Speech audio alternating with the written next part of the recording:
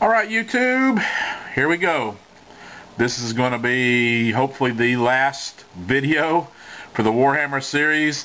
I would like to thank all you guys for putting up with me through 11 videos. That's like 110 minutes of me yapping, flapping my gums, and I do appreciate it. Thank you. Alright, now on to the good stuff. We're going to talk psychology.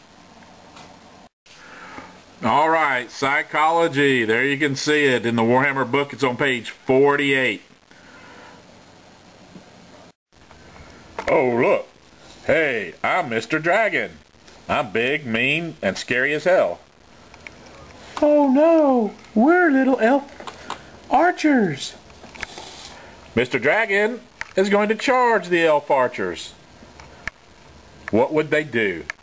Alright guys, I'm just trying to be a little funny. Probably not really that funny. Anyways, big uber creatures, dragons, hydras, greater demons. They have psychology called terror. Okay, if this unit decides to charge here, once a unit takes a terror test, it will never have to take a terror test from that unit again. That was sort of confusing, wasn't it? This unit right here, the High Elf Archers, passes this terror test from this dragon.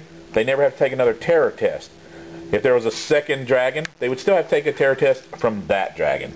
Alright, that in a nutshell basically covers terror. You pass your leadership, all is fine. You fail it, you flee away from that unit immediately. Fair enough? Easy, simple.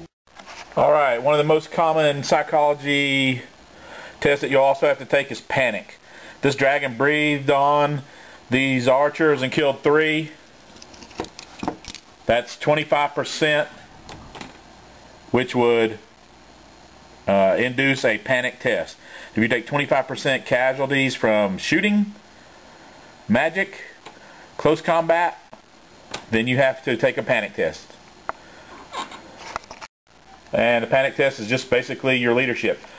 Now note, if your general is within 12 inches, just like for terror or any other psychology test, if your general is within 12 inches, then you get to use his or her leadership for taking this test. These guys have a leadership of 8. If you had a High Elf Prince, you could have a 9 or 10, so they would test on that leadership. Alright, let's just say these archers failed their panic test. They would turn away from this unit and flee directly away from it. If they do not rally on the subsequent turn, then they would flee towards the closest board edge. Alright, continuing on with panic. Panic can, what we talked about, the 25% casualties. Also, a panic test can be induced if a unit is completely destroyed, like completely wiped out in close combat or ran down, and there is a friendly unit within 6 inches. They would have to take a panic test. So if a friendly unit breaks from close combat and another unit is within 6 inches, then it would also have to take a panic test. The next thing, probably the most common, is fear.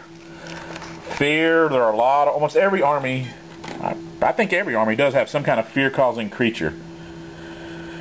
Fear, if a fear-causing unit charges you, and your unit strength is the same or higher, and you make the test, great, nothing happens. If you fail the test, then you hit them only on 6s for that next round of close combat. If a fear-causing unit charges you and your unit is lower unit strength, then guess what? You would flee. So fear sort of works that way. Now, if this dragon charged another, no, that's not a good example.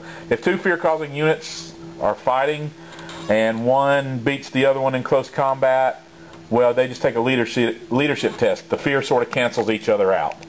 And just like this big dragon causes terror against a unit that has fear, it really just causes fear. And these rules can be found on page 50 of the Warhammer Big Rule Book. We already talked about frenzy, and the next thing we'll talk about is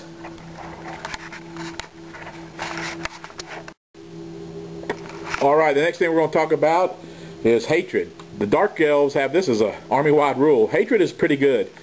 What it does is it means you're so pissed off at that race that you're just wanting to whoop some serious ass.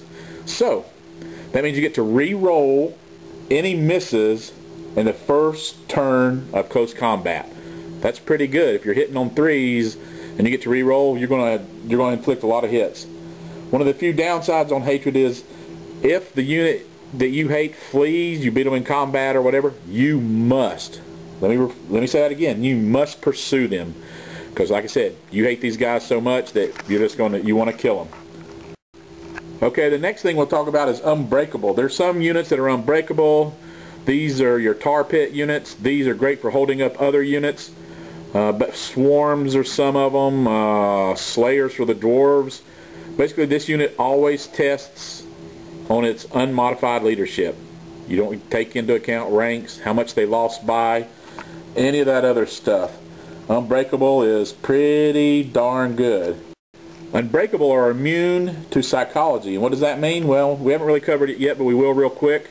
Immune to psychology, these are like your veteran guys. These guys automatically pass, this is immune to psychology, automatically pass panic, fear, and terror tests and are not automatically broken by fear-causing units. So unbreakable is a step above immune to psychology. Immune to psychology is there's a lot of that in the game, so it's pretty common. Alright, we only got a couple of things left to talk about. Yeah, I know I'm rushing a little bit, but my battery light is flashing for whatever reason. It didn't charge very well. The next thing is stupidity. Cold ones have this. Basically, if you make a leadership test, again, if your general's within 12, then everything is fine. You move and act as normal. If you fail, then your creature that is stupid lumbers forward at half its movement, and if it gets into close combat, it gets half its attacks. So that's a little bit better than the previous edition. Previous edition, stupidity, you basically were screwed and did nothing else. So, oh, one thing I forgot to mention, I think, frenzied. Also, when you're frenzied, that gives you 1 extra attack to your profile. So if you have 2 attacks, that would be 3. Alright guys, you guys I know are tired of hearing me talk. This series took a little longer, I got busy, but we're wrapping it up. This is the psychology, and that pretty much, does this cover everything in Warhammer? No, but it's pretty comprehensive.